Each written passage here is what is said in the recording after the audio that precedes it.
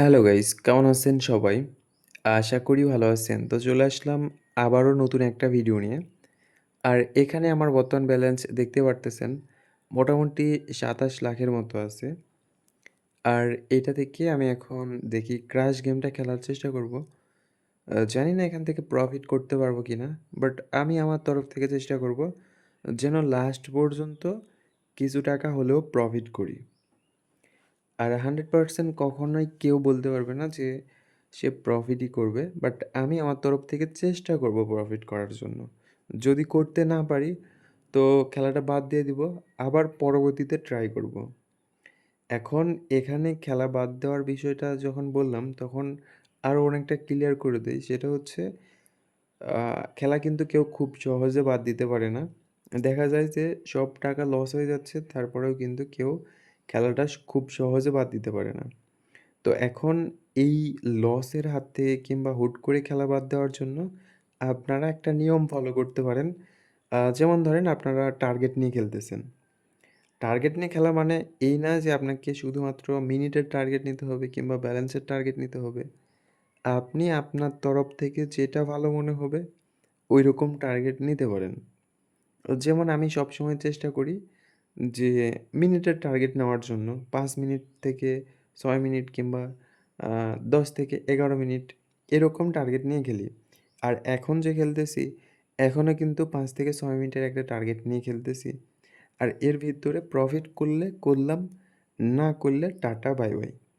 এখানে আমার ওই আহামরি জেদ নিয়েও আমি পড়ে থাকবো না কিংবা আমার অতিরিক্ত রাগ নিয়েও এখানে খেলবো না।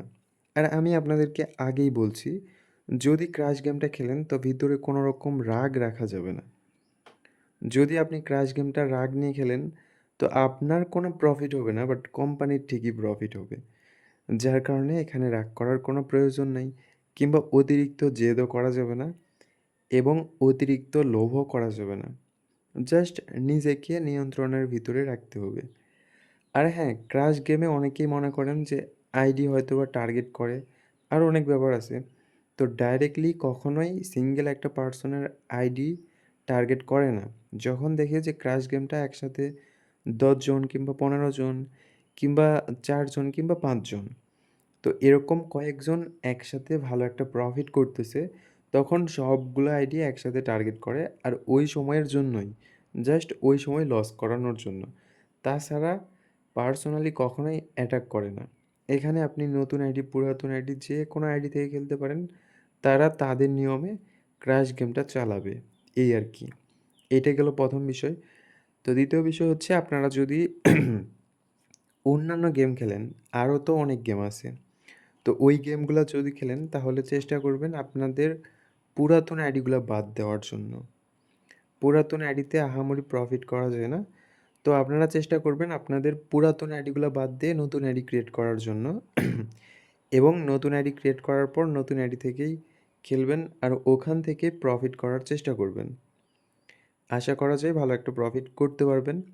আর নতুন আইডি ক্রিয়েট করার জন্য আমার ভিডিওর স্ক্রিনে দেওয়া ভিআইপি প্রোমো কোড ইউজ করে নতুন অ্যাকাউন্ট ক্রিয়েট করবেন।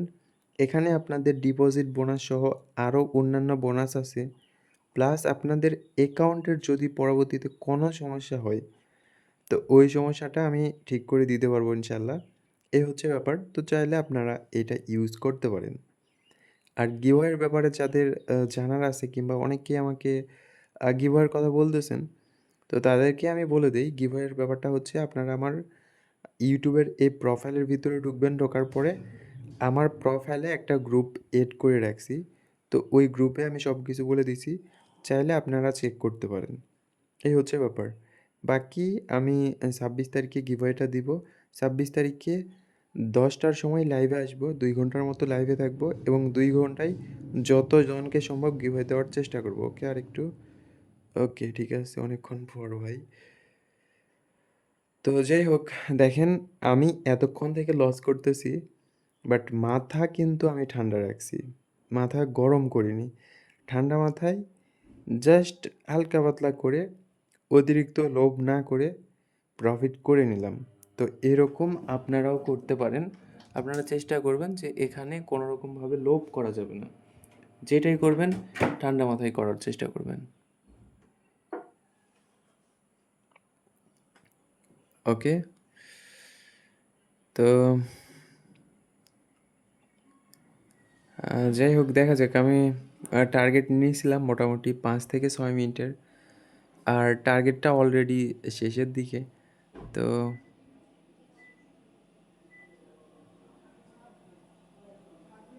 ওকে। দেখা যাক এইটা যদি প্রফিট করি তো করলাম, আর না করলে ঠিক আছে। ওকে। তো ঠিক আছে, সবাই ভালো থাকেন আর সুস্থ থাকেন। দেখা হচ্ছে পরবর্তী কোনো ভিডিওতে আবারও।